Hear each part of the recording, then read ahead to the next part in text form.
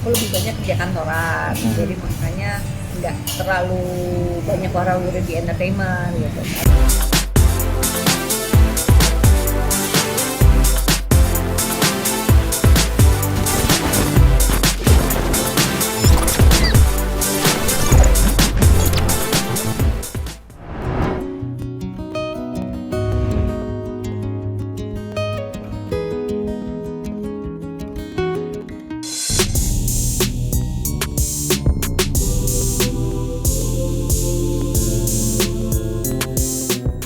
Aku kan sebenarnya dalam udah kayak 5-6 tahun terakhir itu aku lebih banyak kerja kantoran, jadi makanya nggak terlalu banyak warawiri di entertainment gitu kan. Terus selama pandemi itu ada perubahan apa ya, kita masih adaptasi lah dari yang kita offline kantor ya 9 to 5 dan 9 to 6 gitu. Akhirnya jadi di rumah aja gitu kan, kerja di rumah itu kan adaptasi ya. Dan adaptasinya itu kita 1-2 tahun kita masih yang oke deh, kita masih bisa. Pas masuk tahun ketiga itu udah mulai terganggu secara mental gitu, karena jam kerjanya udah makin berantakan. Karena mungkin karena di rumah jadi lebih leluasa, dianggapnya lebih leluasa, bisa tiba-tiba jam 10 juga masih diteleponin sama klien lah apa, jadi kayaknya udah nggak punya waktu yang benar-benar ini kerja sama yang kehidupan pribadi tuh udah nggak ada gitu. Kayak itu mental udah mulai terganggu. Akhirnya putusin untuk resign, tapi suamiku duluan yang putusin untuk resign. Aku baru 3 bulan berikutnya. Jadi tadinya aku nggak ada plan buat resign dulu, masih yang masih bisa lah setahun 2 tahun gitu, atau mungkin kalau misalnya fine aja aku bisa terusin sampai nanti masa pensiun atau apa gitu. Kita pas setelah 3 bulan suamiku resign, kok situasi di kantor itu juga udah makin nggak kondusif gitu. Aku merasa wah ini udah nggak sehat nih buat aku pribadi. Ngapain aku terusin untuk sesuatu yang aku udah nggak passion gitu.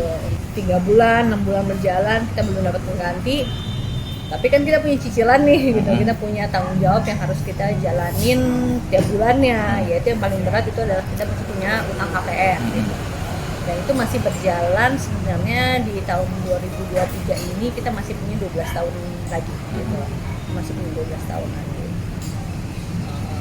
Tadinya suamiku kita harus, karena 6 bulan ini kita belum dapat kerjaan pengganti, pemasukan baru lagi gitu ya, kita kan harus punya plan baru ya gitu. Ini harus gimana nih, cicilan masih tetap ada tapi pemasukan baru kita belum ada yang reguler ya gitu, yang tadinya dari gaji kita untuk bayar si cicilan-cicilan itu, tapi ini kan sekarang kita nggak ada gitu, otomatis kan kita sumbernya ngambil dari tabungan gitu kan, dari tabungan itu.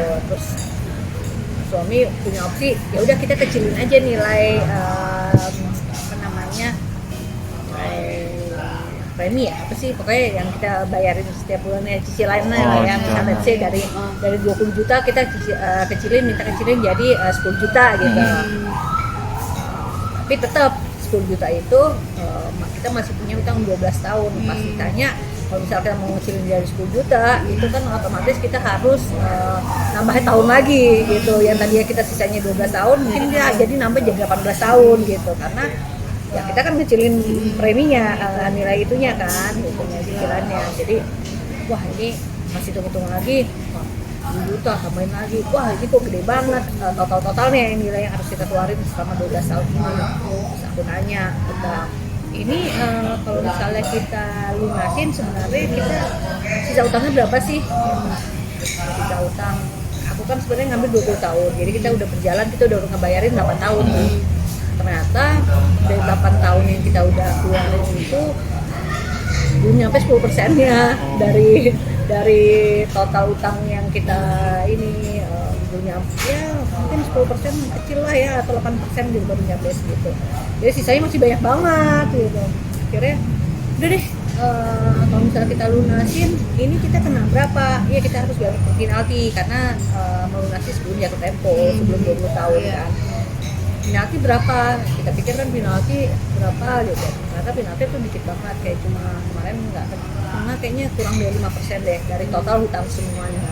Pas kita hitung lagi cari perbandingan, lebih besar mana, kita bayar sisa utang plus penalti atau kita bayarin kecilin premi yang jadi 10 juta tapi masih 18 tahun, total itu lebih mending mana, atau ujungnya lebih mending kita lunasin plus penalti gitu. Itu jauh lebih tidak memberatkan, tapi balik lagi ke kondisi, disesuaikan dengan kemampuan kita.